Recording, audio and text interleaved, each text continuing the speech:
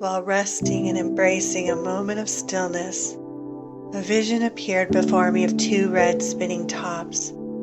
They started to spiral together into one.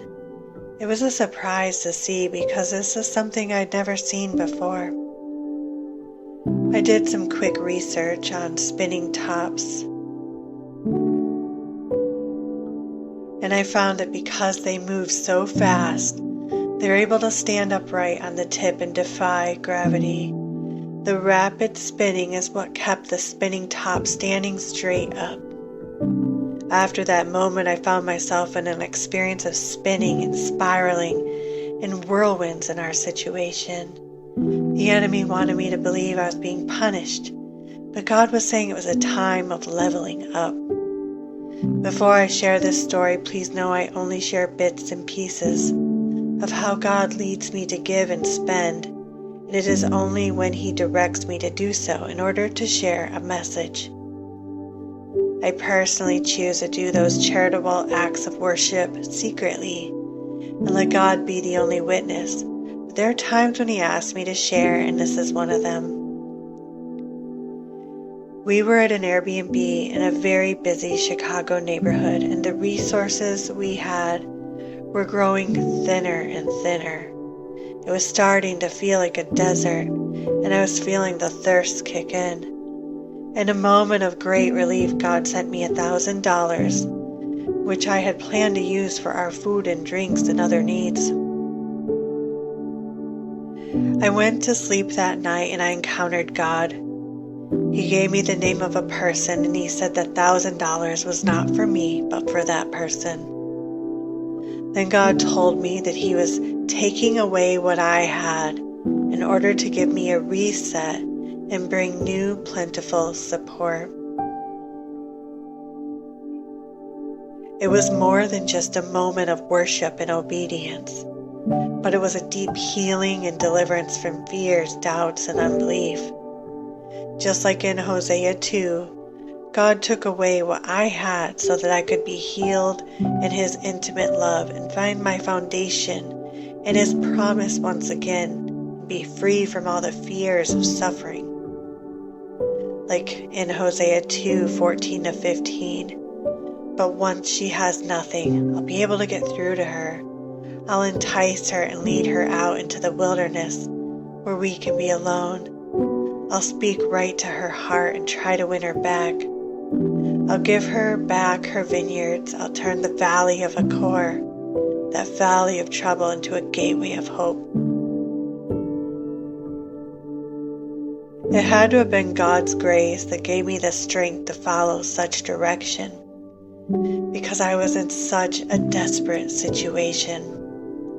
Also, a leap of faith only gets rewarded after you jump, and I knew I had to move.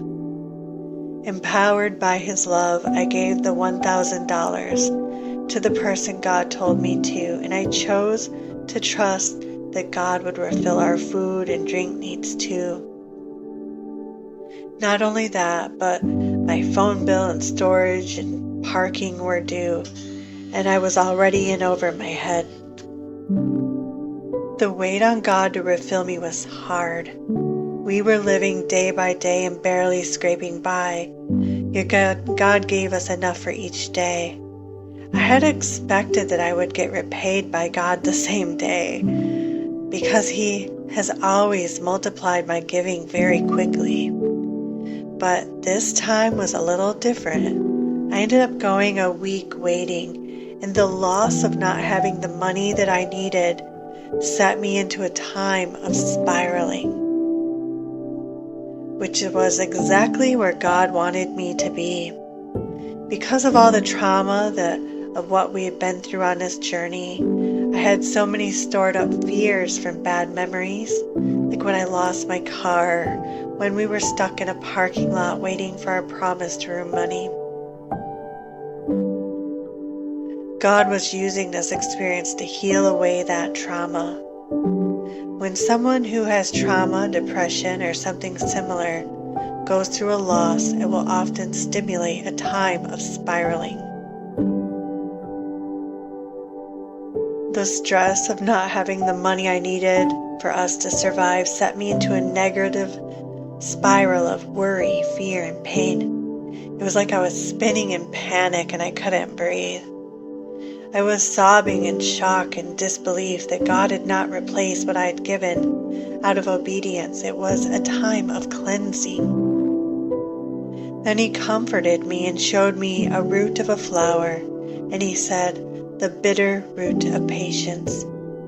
He showed me that I needed to go through the patience to see the sweetness of the bloom. After that, He told me to find joy in the future by feeling like His promise had already been delivered. He told me to spiral upwards with thoughts of faith, hope, and love. He said that the fear was trying to spin me dry, and that I needed to start spiraling into positivity and confident trust. Jesus was wanting me to dance with Him and His promises, and no longer dance with fear, lack, or worry. Once I had no other way, He stepped in to twirl me into His arms again. Like in Hosea 2, He answered my request after I stopped dancing with fears of toxic thinking.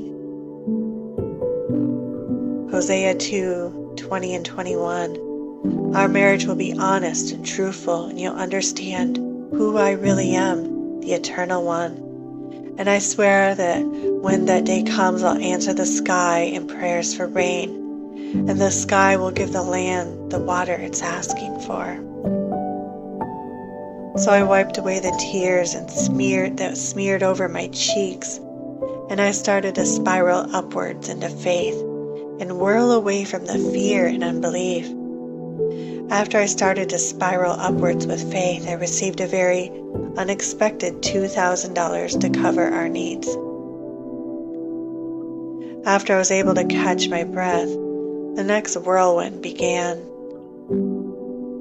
After all of our needs had soaked up the money God had given, God sent me another $1,000, and the Lord led me to take the last $1,000 and give it to a person that had a car repair emergency and had no home at that time.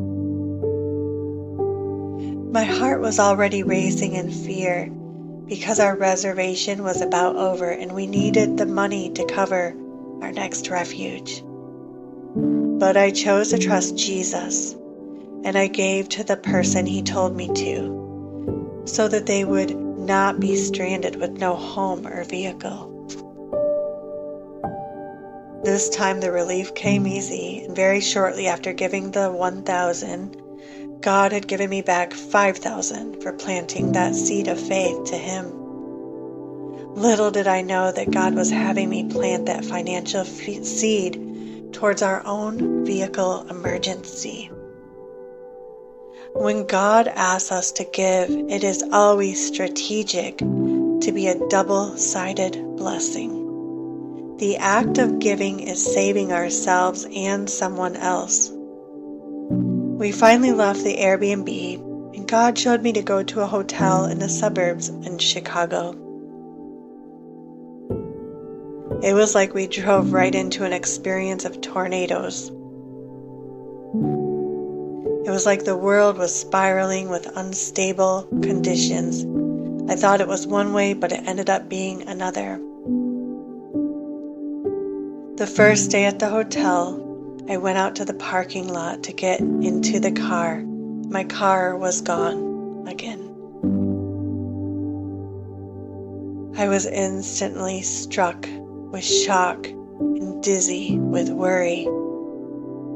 I went into total panic because we only had a hotel room for 3 days. Now there was no car. We had so many things, way more than could be carried. It was like I was hit by a rain-wrapped tornado that I didn't see coming. My head was spinning in shock and disbelief. The car company that told me that they would need me to pay $9,000 to get the car back. But it was only worth $5,000. And after paying for the hotel and food, I only had 4,000 left, and I had no way to do that. So I prayed, and God led me to a used car dealership. I took a Lyft ride there, and by faith, I bought a car with the cash that I had prepared to use for the room. It was a love rescue from God, and now I have a car that cannot be taken by the tow trucks again. During this journey, I've had my car taken 4 times, all while being in a different state and staying in hotels and Airbnbs. It has been beyond scary, especially because my daughter depends on me as I depend on God to keep His vows to me. From the moment we entered the suburbs, I was afraid of tow trucks because my car payment was behind, and every time it was taken before, it was in the suburbs. I had to trust God. I had to trust in His timing to supply, and I had to be a vessel of obedience and put my money where He told me it was to go. I couldn't be self first and pay things as I wanted. I had to be God first and follow His guidance, even if it meant risking my life for His words. God had promised me that I wouldn't lose my car, but He kept that promise in a very special way. Every time I lost my car, God would give it back to me within a couple days. This time He gave me a different car, and one that had even more space.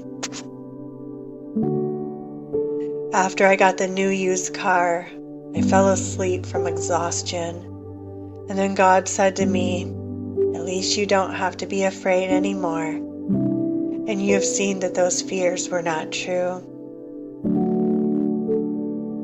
The only way to expose a lie of fear is to face those fears and encounter love coming true.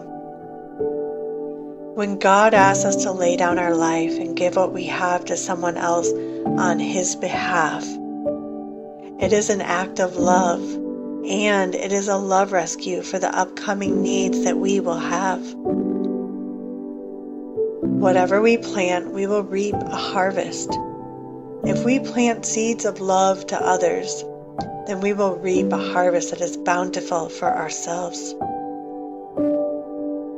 God knows what we will need, and giving is a weapon to save our lives. Because there is no greater power than love, and God will reward our self-sacrifice. Just like Luke 17:33. If you try to hold on to your life, it will slip through your fingers. If you let it go of your life, then you'll keep it. Letting go of your life into God's promise and putting Him first is what will save it. Most of us claim to have faith and trust God, but also, most of us will cover our own needs first and then give whatever is left over after we have saved ourselves.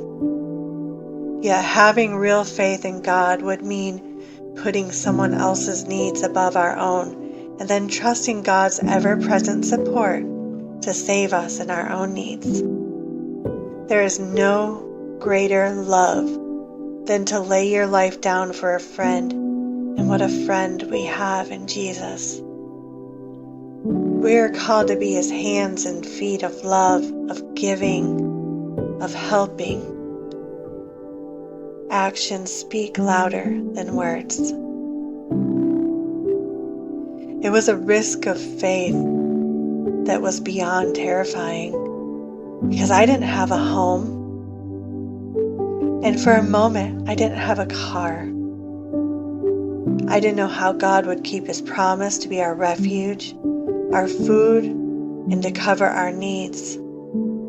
But I made the choice of belief. That meant I had to put my logic to sleep. Sometimes it's all about choosing what direction we will spiral. When faced with an unexpected storm in life, we can spiral into fear and negativity, or we can spiral upwards into faith and trust that God will do what He says. So that is where I am. We're at a hotel, waiting for the next rescue, walking through the healing of old fears from the past several years of walking through this journey. For 8 years, God has carried us and kept every promise He made.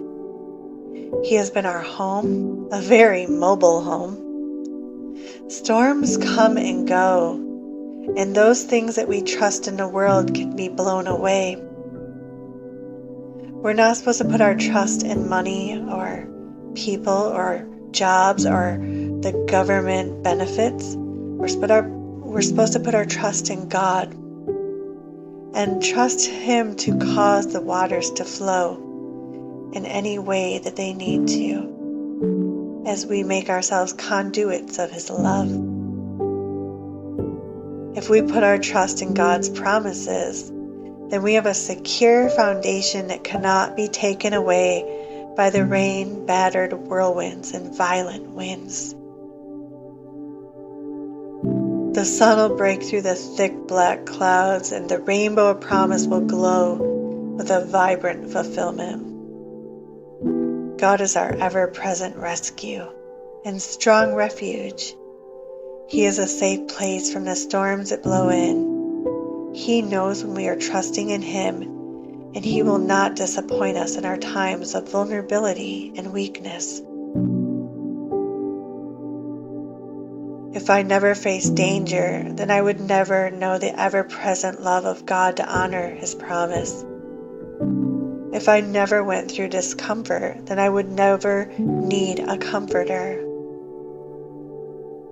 Without risking my life for His sake, I would never know His life-saving embrace.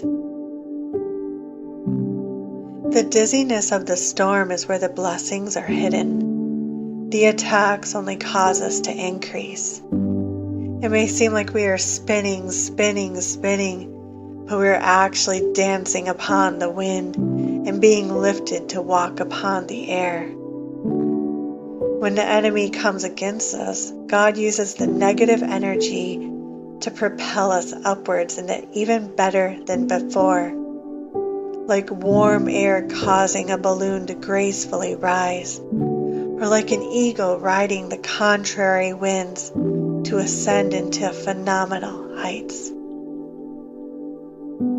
The storms are a blessing, beloved friend, and you've done nothing wrong.